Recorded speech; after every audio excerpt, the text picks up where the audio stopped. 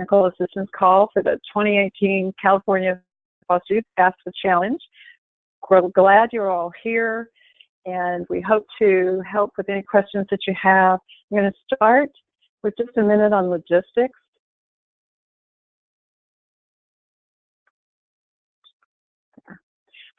Okay, so if you're here and for any reason you're having difficulty with audio, just to remind you of the phone number that you can call in on using your phone, which is often the best quality, and you will use this access code on the screen, and then when you log in, you'll see a PIN number that you can enter so that you can be unmuted when you have a question. And that leads me to, if you do have a question, you can either raise your hand to speak using the icon that's on your control panel that should be on the right side of your screen if you're logged in, which you are because you're here. Or if you choose not to speak, you can submit your question using the question panel. So just type it in, and we'll read out the question and get the right person to answer it. And then also wanted to mention we are recording this, so if you want to listen to it again or you have someone else that might want to listen to it, then we will be placing the link to that recording into the slides at the jbaseforyouth.org FAFSA Challenge web page. Okay, so I'm going to introduce who's here. It's me, Deborah Pruitt. Melinda Clemens, our consultant for communications, is here to help. Debbie Rauscher is here, our program director. And also we are fortunate to have Kathy White and Bridget Stump from Foster Focus in Sacramento because they have some exciting new additions to share and answer any questions on. I want to start by saying, yay, celebrating how many people are participating in the FAFSA Challenge. And we are acknowledging you all for stepping up, for getting registered, for engaging the challenge, and for being pioneers, because this is the first year we've done anything like this, and we know that there are always sort of questions and uncertainties and things that we have to figure out as we go, and you've all been great allies and collaborators on that. So thank you, and thanks for joining in to support the foster youth in your counties and help make this FAFSA Challenge a success. So I want to start with a quick poll. And if you look at your control panel, you should see a tab there that says polls. And go to the first question, or well, actually, I'd like you to answer both of them. Just want to get a sense of how many of you have already completed your request for web grants application or already have one. So to answer that first question, whether or not you've submitted an application for a web grants account or you already have one, yes or no.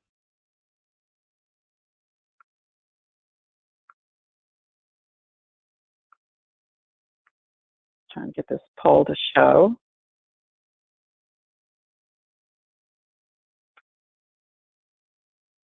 There. This is the first time I've done a poll, so hopefully you see the poll question on your screen now.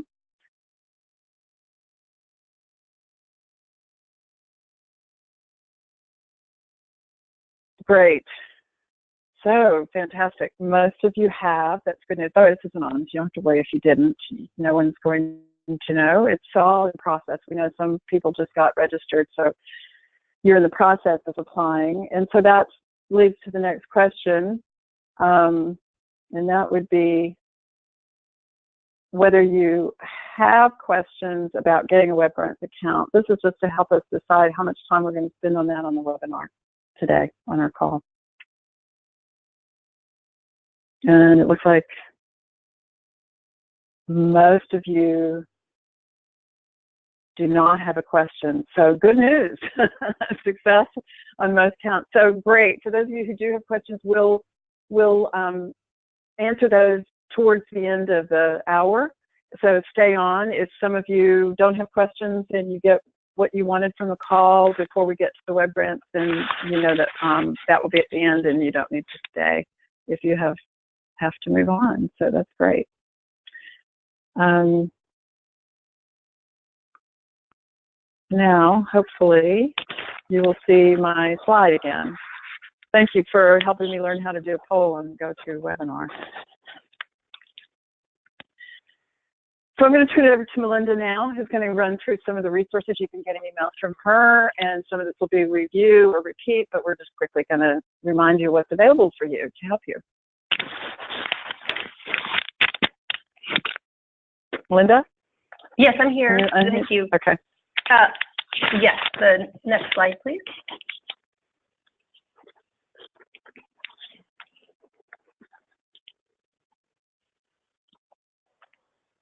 Do you see the next slide?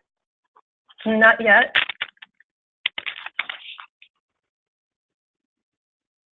Huh. Have you any problems seeing the slides up to now? You should No. see the web seminar slide. All I right, see I'm the going to try poll different. slide. Huh. Let me make sure that's closed. It is closed.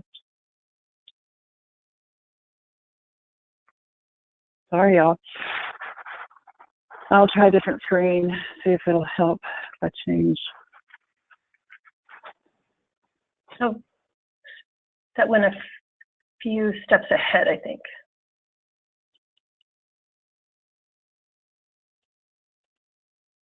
All right. Do you see the resource slide? Yeah, that's it. Great. Okay. Yep. Great. Okay. Thanks, Deborah. So yeah, we've put together several resources for you and your local partners to help meet the challenge. Over here on the right of the slide, you'll see a screenshot of the resources that are available on the JBay website, the FAFSA challenge page, which we now have a button on the home page at the top right of the home page of the John Burton Advocates for Youth website. There's a FAFSA challenge button, so that's an easy way to find the page. And Melinda, I'm sorry to interrupt you, but we're getting a lot of static noise in the background. I don't know if something's moving around or whatever. I don't know if you can do. Oh, yeah, that's the noise sorry right about there. Okay. Thanks. Is this better? Yes. Is this better? Yes, Okay. it is. Thank you. Okay. Sorry about that. So yeah, just be sure to check out these resources. In particular, the online version of the financial aid guide for foster youth, which you can also get hard copies of, the FAFSA visual guide, which is really a step-by-step. So lots of other resources here that you'll see. And if there are any that you don't see that you would like, let us know, or any feedback that you have on any of the resources, just let us know. And we also wanted to say that as the challenge moves along, we're going to be using the JBay Facebook page to post resources and other FAFSA challenge news. So if you use Facebook, please like the JBay page. Next slide, please. And this month, JBay is hosting 2 webinars that are sure to be very helpful for you and your partners. In particular, the first one listed here, which is actually happening January 22nd, on demystifying the FAFSA for foster youth. This one is going to go step by step through the FAFSA with a particular focus on what students who are in foster care need to know. So that one will be very helpful. We encourage you to share it broadly with your partners, and it'll also be archived if you're unable to attend. And then coming up next week is another webinar, Financial Aid for Foster and Homeless Youth Part 1, Completing the FAFSA. This one will look at the FAFSA, but it will spend more time on providing an overview on different types of financial aid and how financial aid is calculated and then awarded. So this one would be good for someone who isn't yet familiar with the different types of financial aid available to foster youth. And then we've listed here the support lines that are available from the California Student Aid Commission, which manages web grants. And we just want to point out that these are, great resources. I've been really amazed at, you dial this number and someone picks up the phone, and every time I've called, I've gotten my question answered right away. So, and if you're sitting with a student, you would use that second number there, the student support. If you're already a system administrator, you would use that third number, which is for system administrators only. Okay, next slide, please. So many of you have already ordered posters and financial aid guides. If you haven't yet, you have until the end of today to do so, to be in our next print run of both, which will be next week. And just to note that the stickers are packaged with the financial aid guides. We're sending out twice as many stickers as financial aid guides that you ordered. So you don't need to order those, but they're great to share with students. Next slide, please. And finally, the FAFSA Challenge Toolkit, which we just sent out by email last week, is also available there on the resources page, on the challenge page. And you can print it out if you'd like. It's got lots of great tips to share with your partners on ways to meet the challenge, ways to host events and so forth. You can print it out, but it's also meant to be accessed online, really, because it has a lot of great links. It also has a couple of pages of FAQs, both about the FAFSA and the DREAM Act application, as well as about the FAFSA challenge. So be sure to check that out. And that's it for me, Deborah. Thanks, Melinda. So a couple things about what's new. Now, again, I keep putting up this webpage to make sure that's where all the resources are and almost all the answers to your questions, hopefully. If not, then we want to know and we'll put them there. But we've recently updated the policies and procedures guidelines for the FAFSA challenge to include information on entries and exits and how to handle those, because that's an issue in some counties, and also reporting procedure and a sample spreadsheet to use. So I placed those actually in the handout section in your control panel. You'll see them if you want to look at them right now. If you haven't seen them already, I'm going to say a couple of things about each of those. Excuse me. Both of these are at the end, towards the end of that web grant. I'm sorry, not the web grant manual, the policies and procedures guidelines that's in the handout. So this is just a sample of the spreadsheet that we gave in the policies and procedures guidelines about how to handle entries and exits. So the idea here is that if a student is in your county in school for 30 days or more during the reporting period, then they count as a student if they complete a FAFSA while they're in your county. So they'll count in your numbers. That's explained in the guidelines, and this is the idea that you can just keep track of a start date for any student, and if they leave the county, their exit date, and that gives you a way to determine whether or not they should be included in your FAFSA challenge count, your results. Okay, so I will move on to show you that we created a spreadsheet with essentially that worksheet on it, the entry-exit worksheet. And so you might use this to track all of your students. And that way you can assign your campaign ID, which is the ID that you'll give us rather than their name, for the drawing for the scholarship. And when you have entries and exits, you could track it in the same place. You could have one source to track who's included in your count. And then you'll notice on the tab along the bottom are the completion reports that we're requiring January 31st, March 16th, right after the March 2nd priority deadline for FAFSA, and May 31st, so at the end of the semester. It also includes a spreadsheet to give us the list of students that you are submitting to us for the scholarship drawing. So briefly, here's the completion report. You can see it's simple.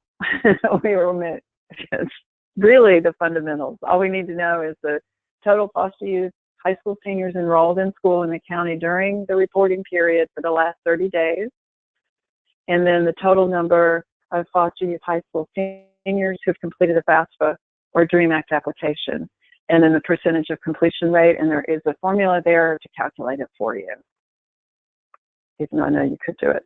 And then I wanted to highlight again that all these are in one spreadsheet, and you can submit them to me, Deborah, at jbaforyouth.org by those deadlines. And then, of course, at the end, you'll give us your student campaign IDs, not their names, so that we can include them in the drawing. So those are sort of the highlights of what's new. And those 2 questions that everyone was wondering about, we've resolved, hopefully, and you can ask any questions or for any clarification as we get through. We just have a few more minutes of some information for you, and we're fortunate to have Kathy White and Bridget Stump here from Foster Focus because they've done some great things to offer some new tools in Foster Focus. So Kathy, Thank you. Bridget, you're on. Thank you very much. This is Kathy White from SCOE. I want to thank John Burton for letting us have a few minutes to discuss some of the things that we've added to Foster Focus to help support the counties that are participating in the challenge. So we have a bigger grad transition module. It's a student support tool. It's brand new, and it also includes FAFSA challenge support for counties. And we hope that districts will use the grad transition tools when working with their 12th grade students as they plan their entry to college and career. And information on that tool was released to subscribing counties earlier this week. I think it was even yesterday. And the reason that we're participating in this webinar is that the module includes support for all the stages of the FAFSA challenge. So right now, counties are contacting us and working on the startup and building their initial student list. But there's also monitoring work since you are going to have to add students that come into your districts throughout the challenge. And then the reporting aspect, there's tools there to not only give you the data that you will then send to John Burton, but it kind of shows you as you go along how you're doing. We can go ahead and go to the next slide. Okay. Thanks. So how do counties set this up? So first, you would call me, Kathy White at SCOE, and we're going to talk about when your county entered the FAFSA challenge so we can set a start date and what set of students that you use to determine your baseline number that you sent in. And the reason that we're doing this is so that we can help you pre-populate your list so that you're not getting carpal tunnel trying to code all these kids as FAFSA challenge kids, but also so that we can get accurate start and end dates for the reporting that you're going to be doing at the end. And hopefully this is going to save you a lot of time. Now at the same time, I will kind of share with you all the reports that we've built to try to make this process easy. And as I'm managing the data for Sacramento County, I've kind of seen some things that I'll share with you. And hopefully that will help you get yourself ready for the challenge. And once you're set up, then you would use the tools that I'm going to show you to monitor your population and add students to the challenge. Counties are also going to have to ensure that their enrollments are kept up to date and that their FAFSA completion data and their DREAM Act data are entered into the system so that all that reporting is accurate and complete. So the better the data that you enter, the easier it is to manage your challenge efforts. So finally, with all that complete data, the tools that do the reporting part for you are very easy to use. It should take a lot of the stress out of reporting. And as always, Bridget Stump, our lead Foster Focus administrator, is available for ongoing training and support with these tools. So why don't you hit that next slide, and this has our contact information. So go ahead and just email me. I don't know if that slide got included, Deborah. I'm sorry, I didn't get that slide. So it's okay, at the, that's the last slide on our presentation. So we'll make sure to send this out after the call to everybody that signed in. Can we do that? Absolutely. I was just checking to see if I had that. We'll send that out. I'm sorry. And yeah. I'm sure some of you have us on speed dial already, but in case you don't, we'll send out our contact information, and then you can call or email me to set up some time to go over everything. It's not a very long process. And of course, if you're a county that doesn't subscribe to Foster Focus and you want to, you can always call Bridget. Okay? Thanks, Kathy. Sorry about the contact info. That's okay. It got dropped somehow. Yeah, so we can make sure everyone has that. Great. So I'm going to move on and say a couple of things about the web grant process and then open up to questions. So just to remind you that to be a full participant in the FAFSA Challenge, it requires that you submit these reports, January 31st, March 15th, May 31st. And so that means we need to know how many foster youth have completed at each of those points. Now, we know that some folks are just getting your web grants reports or just getting things in place to be able to submit a report January 31st. So I just want to mention that if you have a zero count on foster youth January 31st, we understand that. You may not have anything in place yet to have gotten all those youth or gotten any youth completed, but we need the report January 31st.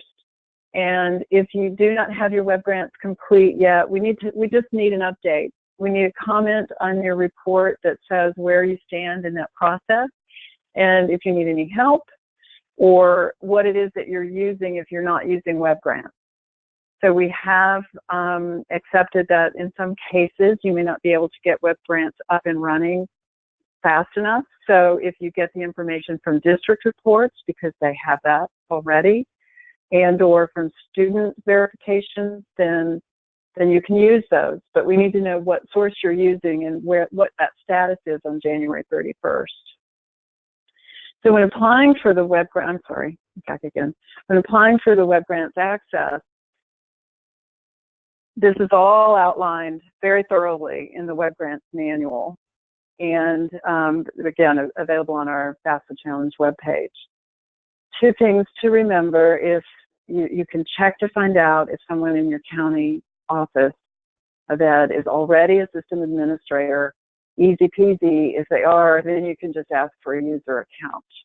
If you must apply for a system administrator account, then you do have to do a little legwork, and that means getting the codes for the high school, the College Board code, the CDS code, and the ASC accreditation code that's listed on this page. We provided the links where you can get those codes, so it's not a complicated process, but granted, it does take a few minutes to do that. For some of you, I know you're sitting there going, a few minutes? I have so many other districts. It may take some time, but hey, this is getting it set up, a one-time deal, and you are good to go. Year after year, you'll have access to those reports that show you the status on all of the seniors.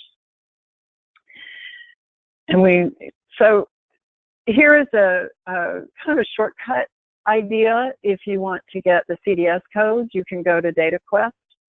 All the information is here. You see the screen. You see the highlighted link here, California School Directory. Then you can, you'll see the second screen, and you'll be able to select your county and all the schools in the county. And you'll get a spreadsheet, or you'll get a report that you can download into an Excel spreadsheet that looks like this. You can sort by high grade and get all of your high schools, and that way you've got your CDS code in column B right there, and easy to enter into the form. The other two codes, the College Board code and the ASC code, those are databases, easy to search, plug the number into the form. If you have any problems, call CSAC. We have all found them to be extremely accessible and helpful. And they've even taken lists of schools and codes if you have any problem getting them into their form. So just a very brief highlight on the reports that you can get and that you need to use to complete the total number of students. So this little simple formula: the student summary report that you get from web grants plus the financial aid application with no GPA verification report equals the total students who have completed a FAFSA or DREAM Act application. So this is all, again, explained in more detail in the manual, but you want to make sure that you've captured all of the youth who submitted a FAFSA application.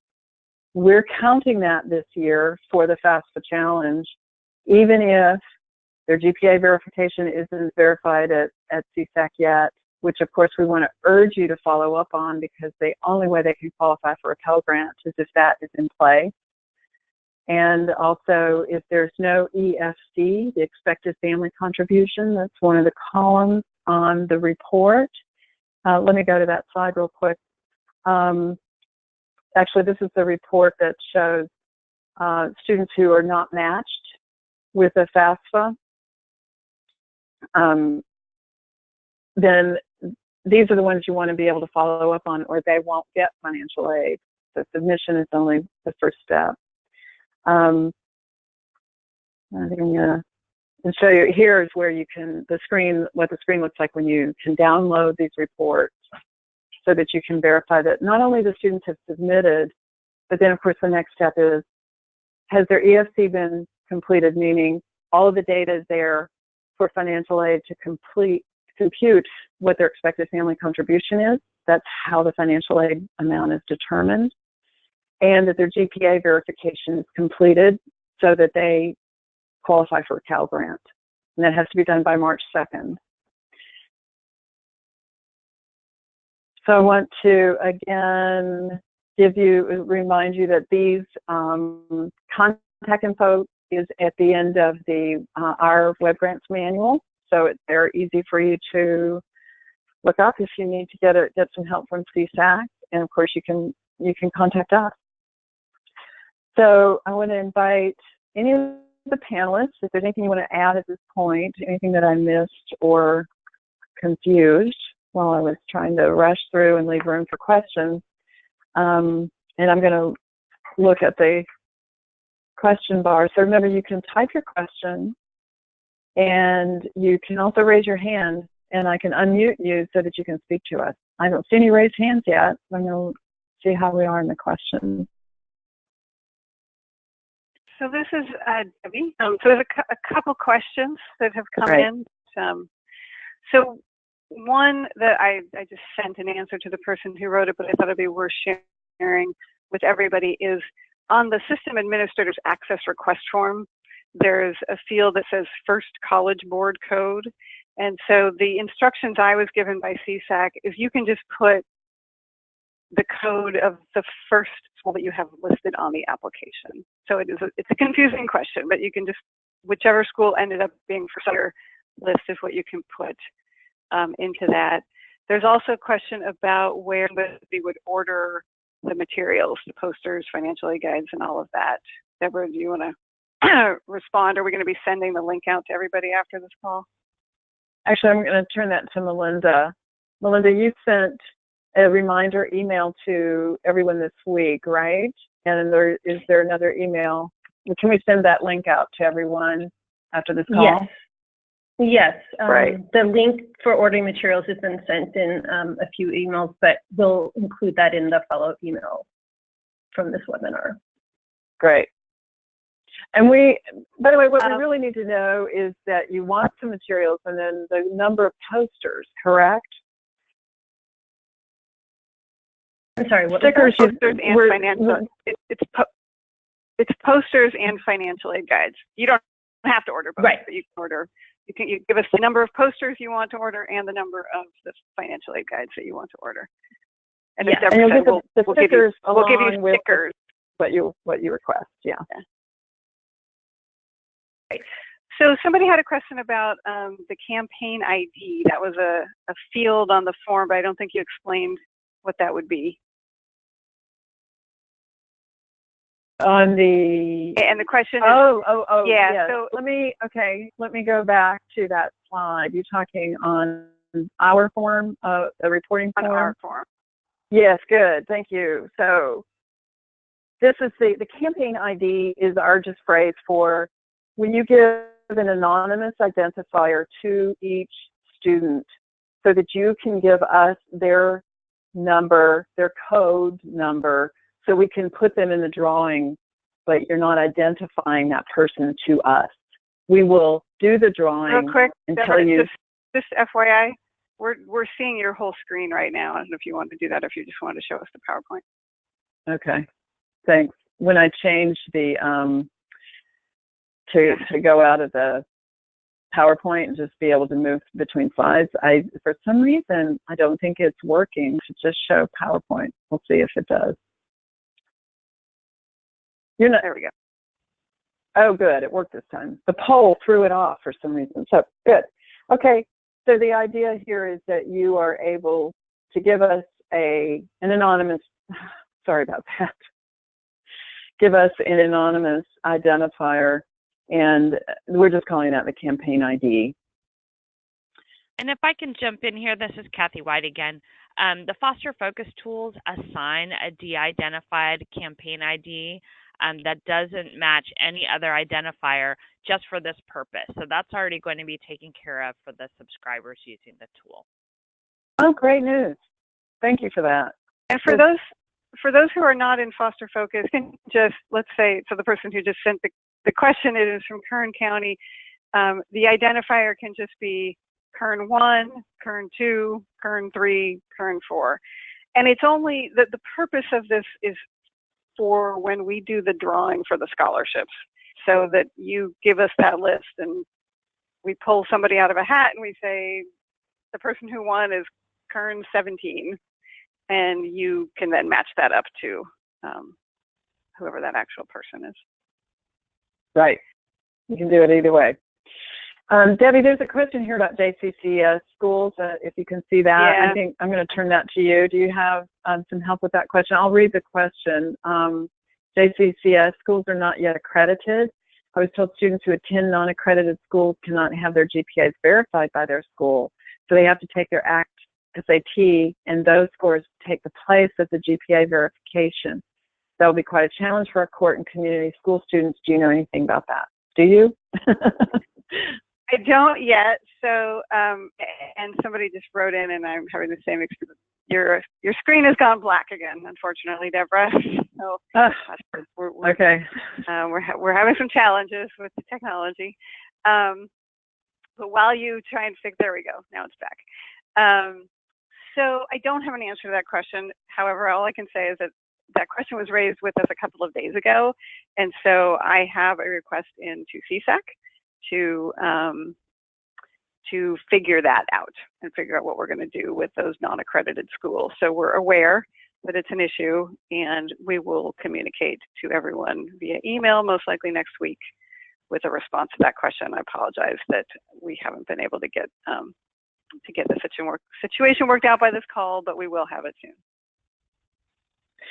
Which gives me a chance to say again, thanks to you all for being understanding that some of these nuances are things that we're learning as we go, and we're trying to get answers as quickly as possible and provide you guidance. And reiterate what we said in Sacramento in November, we are committed to this working and being fair for all.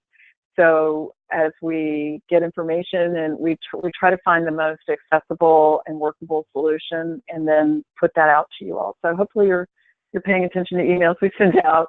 And of course, we put all this information on the website as new answers to questions come in, so that you'll always know where to get an answer to some situation that arises, and always contact us directly if you're not sure.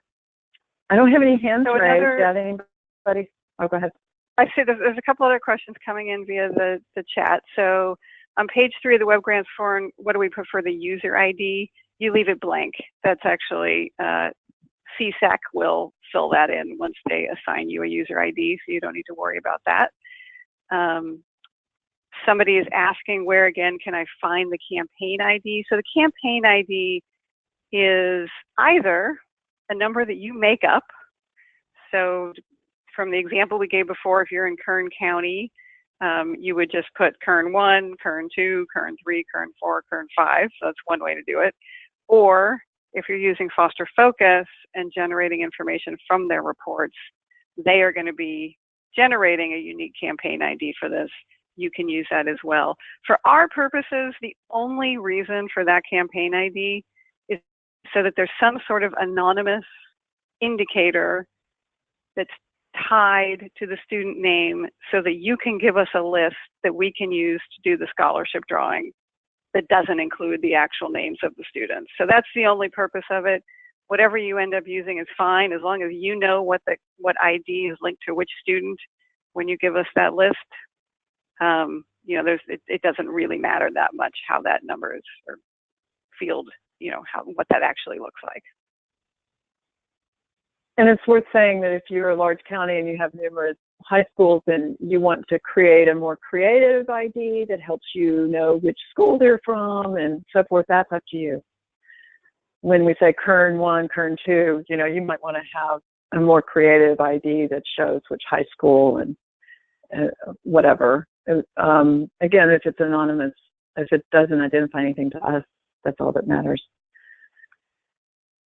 Can I just say a word while we're waiting to see if there's any more questions coming in? You know, I think most of the counties are at the stage right now of still getting their web grants accounts set up. Probably haven't had a chance to actually get into web grants and start looking at the reports. So, you know, we touched pretty briefly on how to actually use the web grant system when it comes time to do that, to start identifying who completed a FAFSA and who didn't. And I just want to say and acknowledge that the web grant system is a pretty limited system in a number of ways. It's not ideally set up for the way that we're using it. We're kind of plugging a little bit of a brown peg into a square hole with using this system. On the other hand, it's phenomenal that we have access to any system that can definitively tell you who's completed a FAFSA and who hasn't. And so because of this, you know, you'll see when you start to actually get into this that in a perfect world, you could just type in a student's name and it would just pull up FAFSA yes or no, and it'd be real easy. And I will say that over time, it's going to get easier because web grants is being completely revamped. And so we're having conversations with CSAC about how when they create the new version of web grants, they can make it more user-friendly and more able to serve purposes like this. So know that things will be changing eventually in a good way. But for now, we have this somewhat antiquated system. And so as Deborah described, you'll have to sort of use these two different reports. One report shows FAFSAs that have been done for people who have a GPA verification uploaded. The second report shows FAFSAs that have been done that are not matched to a GPA.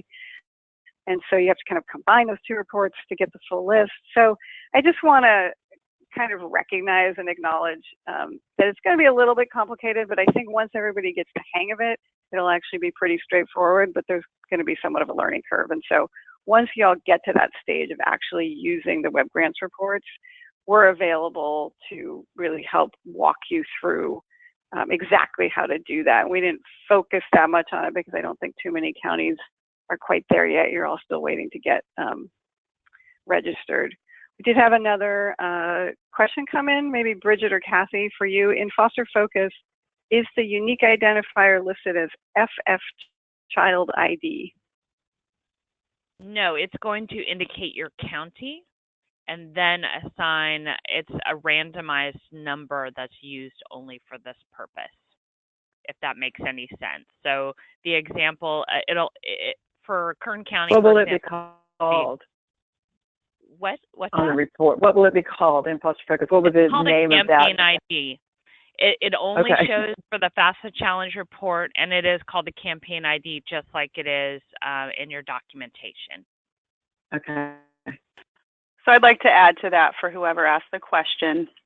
It won't display anywhere else in Foster Focus other than on the reports that are specific to JBay reporting, where you'll see the child ID in other places in the system because it is a unique identifier that we use in other places. Great, thank you. I just want to add something to what Debbie was saying about web grants, which is that, excuse me, the value of that is also that it does indicate whether all the pieces are in place. And I think we know that in the past a lot, well, we hear from financial aid experts all over the state that students hit submit and then they think they're done. And yet their GPA verification wasn't accomplished, or there was some information that wasn't accurate, so they're not able to get an expected family contribution calculated, so they don't get an award. And the nice thing about these reports, even if it's a little cumbersome right now, is that it is possible to verify whether all the pieces of the puzzle are in place and that the student is actually going to be in the packaging, is going to get an award. So that's the follow-through that I think is so useful out of web grants. And the district folks all have that information as well for their particular schools. So you can work closely with them. There's another question that came in about the web grants application, which is whether it can be scanned and emailed or if it has to be snail mailed. And I can just go ahead and answer that. It can be scanned and emailed. And it's actually a really good question because on the form itself, it provides a physical address to mail the form to. But if you look in our web grants manual that is posted on the FAFSA Challenge webpage, it actually provides the email address of a particular individual. His name is Adrian over at CSAC, who we have been directed to send these applications to if you want to do them by email. So if you pull up that web grants manual, and you'll see his email address in there, and you can go ahead and scan and email it to him. And just to remind you, that web grants manual is on the website page, but it's also in the handout section of this webinar. So it's easy to download right there if you want to get it right away.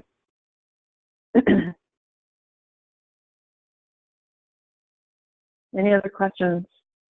Nobody wants to raise your hand and talk to us. That's okay. All the questions? Any others? Well, that's great. I guess we can call it then. Well, thanks everybody. And it's just tremendous the work you're doing and the progress that's been made in a very short time. And we are all here, all hands on deck, ready to support you and answer any questions and find out anything we can do to help. So don't be shy, don't hesitate, and we look forward to your updates and reports and seeing more students get financial aid. Anything else, Melinda, Kathy, Bridget, Debbie? You know, I'm just going to say one last thing, totally unrelated to the FAFSA Challenge, but since I have a captive audience, I just want to give people a heads up about our legislative plans for the coming year.